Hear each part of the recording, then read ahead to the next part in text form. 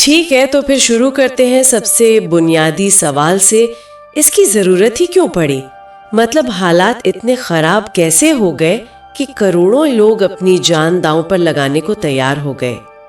स्रोत सामग्री में पहला और सबसे बड़ा कारण आर्थिक बताया गया है। हाँ, और ये समझना बहुत जरूरी है, ये सिर्फ राजकरनी की बात नहीं थी। इसे ऐसे समझिए कि भारत एक सोने की चिड़िया थी और ब्रिटिश नीतियां उसका हर पंख नोच कर ले जा रही थी। सामग्री में इस बात पर जोर दिया गया है कि भारत के विश्व प्रसिद्ध कपड़ा उद्योग को जानबूझकर तबाह किया गया ताकि मैनचेस्टर में बनी मिलों का कपड़ा यहाँ बिक सके। बिल्कुल। किसानों पर लगान का बोझ इतना था कि वो अपनी ही जमीन पर मजदूर बन गए।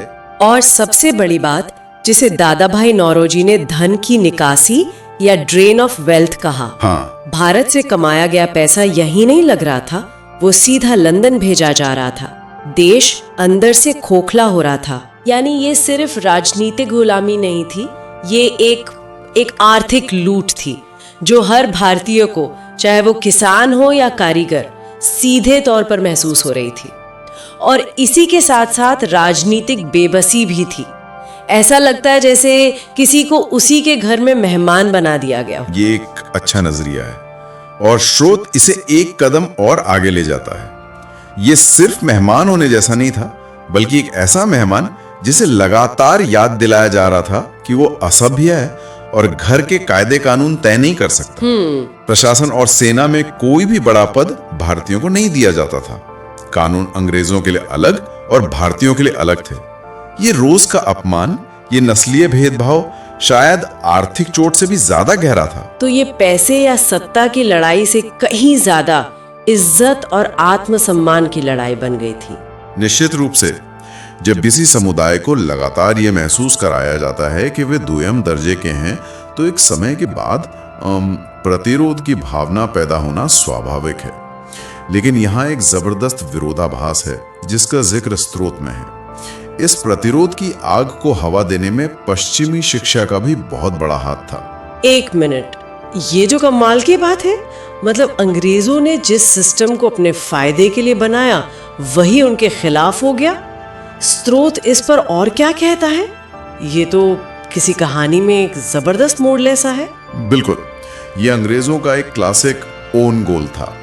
उन्होंने एक ऐसी मशीन बनाई जो उनके लिए क्लर्क पैदा करे, लेकिन उस मशीन ने क्रांतिकारी पैदा करना शुरू कर दिया। अंग्रेजी शिक्षा के जरिए ही तो भारतीयों का परिचय जॉन लॉक, वोल्टेयर और अमेरिकी स्वतंत्रता संग्राम के विचारों से हुआ। अच्छा, जब उन्होंने स्वतंत्रता, समानता और लोकतंत्र के बारे में पढ़ा तो उन्होंने सवाल पूछना शुरू कर दिया कि अगर ये विचार इतने अच्छे हैं तो ये भारत में क्यों लागू नहीं होते? सही बात है।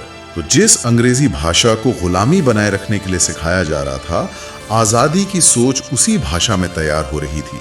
तो ये साफ है कि हालात विस्फोटक थे। आर्थिक घुटन, राजनीतिक बेबसी और रोज का अपमान एक चिंगारी का इंतजार था। तो सवाल उठता है कि ये आग भड़की कैसे? क्या ये एक ही बार में हुआ या धीरे धीरे सुलगती रही? स्रोत बताता है कि ये एक लंबी 100 साल की कहानी है जिसकी शुरुआत 1857 में हुई। हाँ, 1857 का विद्रोह, जिसे पहला स्वतंत्रता संग्राम भी कहा जाता है, इसे अक्सर एक असफल विद्रोह के तौर पर देखा जाता है, जो सच भी है। संगठन की कमी थी, एक साझा नेता नहीं था। लेकिन स्रोत एक दिलचस्प बिंदु उठाता है। इसकी असफलता से ज्यादा महत्वपूर्ण इसका प्रभाव था। क्या प्रभाव था? ये वो पहला मौका था जब उत्तर और मध्य भारत के लोग धर्म और जाति से ऊपर उठकर एक साझा दुश्मन के खिलाफ लड़े। इसने एक राष्ट्रीय चेतना को जन्म दिया। रानी लक्ष्मीबाई, तात्या टोपे, मंगल पांडे, ये सिर्फ नाम नहीं बल्कि इस चेतना के प्रतीक बन गए। और इस विद्रोह की आग इतनी तेज थी कि इसने ईस्ट इंडिया कंपनी के राज को जलाकर राख कर दिया। हाँ, और ब्रिटिश क्राउन को सीधे सत्ता अपने हाथ में लेने पर मजबूर कर दिया। और इस हिंसक शुरुआत के बाद संघर्ष का तरीका एकदम बदल गया। लड़ाई मैदानों से निकलकर सभाओं और अखबारों में आ गई। 1885 में भारतीय राष्ट्रीय कांग्रेस की स्थापना हुई। लेकिन जैसा कि स्रोत में बताया गया है, शुरुआती कांग्रेस का रवैया बहुत नरम था। लगभग गिड़गिड़ाने वाला। बिल्कुल, उस दौर को उदारवादी चरण कहा जाता है। दादा भाई नौरोजी और गोपाल कृष्ण गोखले जैसे शुरुआती नेता असल में ब्रिटिश न्याय प्रियता में विश्वास रखते थे। अच्छा।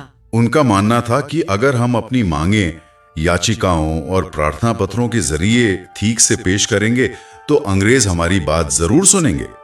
वे ब्रिटिश साम्राज्य के भीतर ही ज्यादा अधिकार चाहते थे, पूरी आजादी नहीं। आज हमें ये अजीब लग सकता है, लेकिन उस वक्त के हिसाब से ये एक तार्किक कदम था। हाँ, शायद। लेकिन ये प्लीज सर वाला रवैया ज्यादा दिन नहीं चला। स्रोत के मुताबिक 1905 में बंगाल का विभाजन वो घटना थी जिसने सब कुछ बदल दिया। ये वो पल था जब नरम दल के तरीकों से लोगों का भरोसा उठने लगा। हाँ, लॉर्ड कर्जिन का बंगाल को हिंदू और मुस्लिम आधार पर बांटने का फैसला एक ऐसी चिंगारी साबित हुआ जिसने पूरे देश में आग लगा दी। यह कांग्रेस के भीतर एक नए, ज्यादा आक्रामक समूह के उदय का कारण बना, जिन्हें गरम दल कहा गया। और यहीं से स्वदेशी आंदोलन शुरू हुआ। हाँ, स्वदेशी और बहिष्कार आंदोलन, ये एक बहुत बड़ा वैचारिक बदलाव था। अब संघर्ष सिर्फ पढ़े लिखे अभिजात वर्ग की बैठकों तक सीमित नहीं रहा, बल्कि आम जनता सड़कों पर उतर आई। लोगों ने विदेशी कपड़ों की होली जलाई, विदेशी सामान का बहिष्कार किया। और इसी दौर से लाल बाल पाल की तिकड़ी का नाम जुड़ा है। लाला लाजपत राय, बाल गंगाधर तिलक और बिपिन चंद्र पाल। हाँ, और इन नेताओं ने संघर्ष की भाषा ही बदल दी। बाल गंगाधर तिलक का नारा स्वराज मेरा जन्म सिद्ध अधिकार है और मैं इसे लेकर रहूंगा सिर्फ एक नारा नहीं था, ये एक राजनीतिक क्रांति थी। पहली बार किसी बड़े नेता ने ब्रिटिश साम्राज्य के भीतर अधिकारों की नहीं बल्कि उससे पूरी तरह आजादी यानी स्वराज की बात की थी। इसने आंदोलन का लक्ष्य हमेशा के लिए बदल दिया, हमेशा के लिए। और जब लग रहा था कि आंदोलन एक दिशा पकड़ रहा है, तभी 1915 में एक ऐसे व्यक्ति की भारत वापसी हुई जिसने खेल के सारे नियम ही बदल दिए। मोहनदास करमचंद गांधी। निश्चित रूप से ये गांधी युग की शुरुआत थी और भारतीय स्वतंत्रता संग्राम का सबसे निर्णायक अध्याय।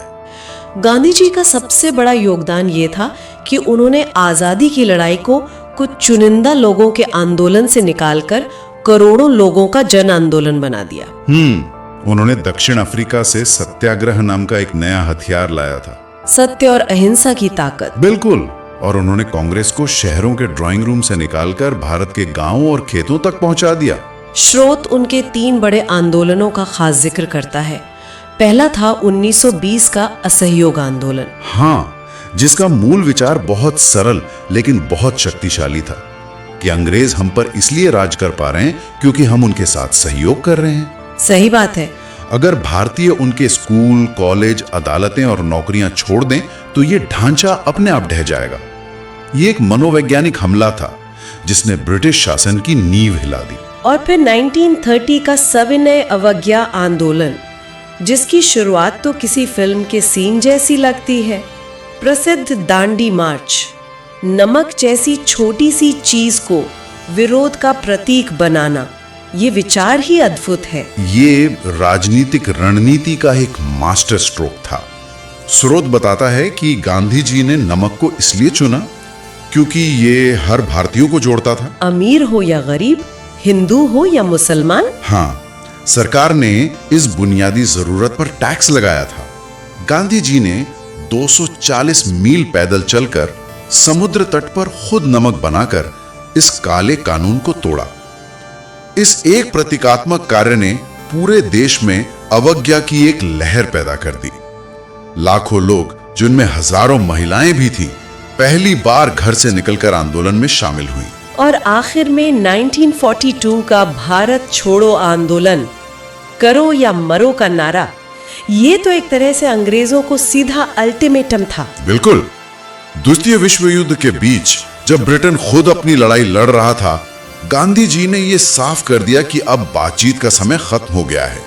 करो या मरो का मतलब था कि या तो हम भारत को आजाद कराएंगे या इस कोशिश में अपनी जान दे देंगे। हाँ, ये ब्रिटिश सरकार के लिए एक स्पष्ट संदेश था कि अब उनका भारत में रहना नामुमकिन है। लेकिन यहाँ एक बात और है। गांधी जी के अहिंसक आंदोलन के साथ साथ एक और कहानी भी चल रही थी, हत्यारों और बलिदान की। और स्रोत इस समानांतर धारा को भी बराबर का महत्व देता है। ये समझना बहुत जरूरी है कि आजादी की लड़ाई सिर्फ एक ही तरीके से नहीं लड़ी गई। एक तरफ गांधी थे तो दूसरी तरफ भगत सिंह, सुखदेव और राजगुरु जैसे युवा क्रांतिकारी भी। यहां हमें एक पल रुककर सोचना होगा, भगत सिंह और उनके साथियों की उम्र क्या थी? 20-22 साल बस। हाँ, स्रोत इस बात पर जोर देता है कि यह सिर्फ जवानी का गुस्सा नहीं था, बल्कि एक गहरी वैचारिक स्पष्टता थी कि आजादी की कीमत चुकानी पड़ेगी। उनका मकसद सिर्फ मारना नहीं था, बल्कि अपने बलिदान से बहरों को सुनाना था, जैसा उन्होंने खुद कहा। और फिर सुभाष चंद्र बोस थे, जिनका रास्ता इन दोनों से ही बिल्कुल अलग था। सुभाष चंद्र बोस ने एक अलग ही मोर्चा खोला। जब उन्हें लगा कि कांग्रेस के तरीकों से आजादी मिलने में बहुत देर हो जाएगी, तो वे देश से बाहर निकल गए और आजाद हिंद फौज यानी INA बनाई। उन्होंने तुम मुझे खून दो, मैं तुम्हें आजादी दूंगा का नारा दिया और भारत के बाहर से ब्रिटिश सेना पर हमला किया। बिल्कुल। भले ही ये सैन्य रूप से सफल ना हुए हों, लेकिन उनके इस कदम ने भारतीय सेना के सैनिकों के मन में भी विद्रोह की भावना जगा दी और इसी ने ब्रिटिश राज की कमर तोड़ दी। तो कुल मिलाकर आज की इस पड़ताल में हमने देखा कि कैसे आर्थिक लूट और सामाजिक अपमान ने मिलकर वो बारूद तैयार किया जिसमें आजादी की आग लगनी ही थी। बिल्कुल। और फिर हमने देखा कि ये आग एक बार में नहीं भड़की। यह 1857 के विद्रोह की हिंसक लपटों से शुरू होकर कांग्रेस के नरम और गर्म दौर की बहसों से गुजरकर फिर गांधी के विशाल जन आंदोलनों का रूप लेती है। हाँ, और साथ ही साथ क्रांतिकारियों के बलिदान की मशाल भी जलती रहती है। ये कोई सीधी सड़क नहीं थी, ये कई पगडंडियों वाला एक जटिल रास्ता था। और अंत में ये कहानी किसी एक हीरो की नहीं है, ये गांधी, नेहरू, बोस और भगत सिंह की तो है ही, लेकिन ये उन करोड़ों गुमनाम लोगों की भी है जिन्होंने नारे लगाए, लाठियां खाई, जेल गए और इस एक सपने के लिए अपना सब कुछ दांव पर लगा दिया। स्रोत सामग्री यही तस्वीर पेश करती है, एक लंबी और जटिल जागरूकता की। यह हमें सिखाती है कि कैसे अलग अलग, यहां तक कि एक दूसरे के विरोधी विचार और रणनीतियां भी एक साझा लक्ष्य के लिए एक साथ काम कर सकती हैं। ये सिर्फ इतिहास का एक अध्याय नहीं है, ये एक सबक है जो आज भी उतना ही प्रासंगिक है। टूट जाते हैं। स्रोत ने स्वतंत्रता संग्राम की दो मुख्य धाराओं पर रोशनी डाली है। एक तरफ गांधी का अहिंसक सत्याग्रह और दूसरी ओर भगत सिंह और बोस जैसे नेताओं का सशस्त्र संघर्ष। सोचने वाली बात यह है कि इन दो लगभग उपविपरीत विचारधाराओं ने एक दूसरे को कैसे प्रभावित किया होगा। क्या क्रांतिकारियों के डर ने अंग्रेजों को गांधी और कांग्रेस से बातचीत की मेज पर आने के लिए मजबूर किया, या क्या गांधी के विशाल जन समर्थन ने क्रांतिकारियों के बलिदान को एक बड़ा मकसद दिया? स्रोत इसका सीधा जवाब नहीं देता, लेकिन यह सोचने के लिए एक दिलचस्प सवाल जरूर है।